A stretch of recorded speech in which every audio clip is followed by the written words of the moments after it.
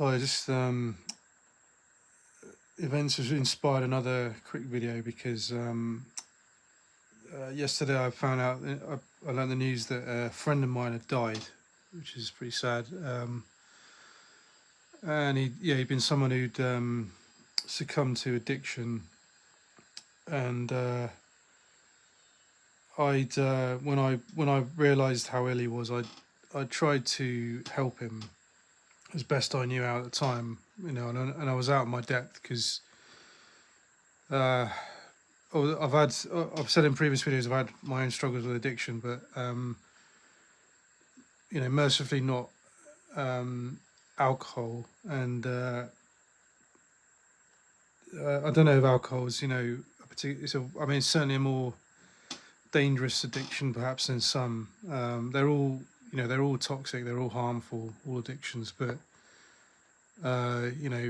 alcohol alcoholism threatens your health too, doesn't it? And that's why I've now lost my friend. But when I learned the news, it hit me like a ton of bricks because in my efforts to help him, ironically, we'd ended up falling out and we hadn't spoken since.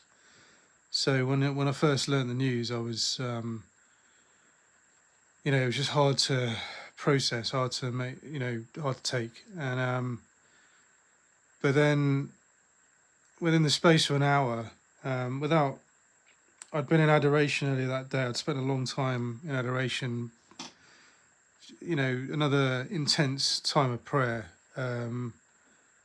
intense time of sort of healing or coming to terms with things in my own life.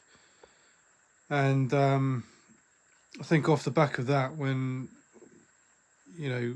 within an hour of learning the news about my friend, I just found myself, rather than spiraling downwards, I found myself spiraling upwards, and just remembering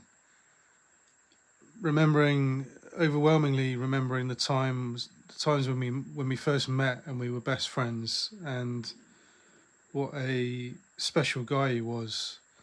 Incidentally, he's the guy I spoke of in my first video who led me to faith in the first place. And so, Jesus' words are true. Blessed are those who mourn, because they will be comforted. And that's exactly what Jesus, the Spirit of God, that's exactly what they did for me when I learnt the news of my friend. It became a very moving experience.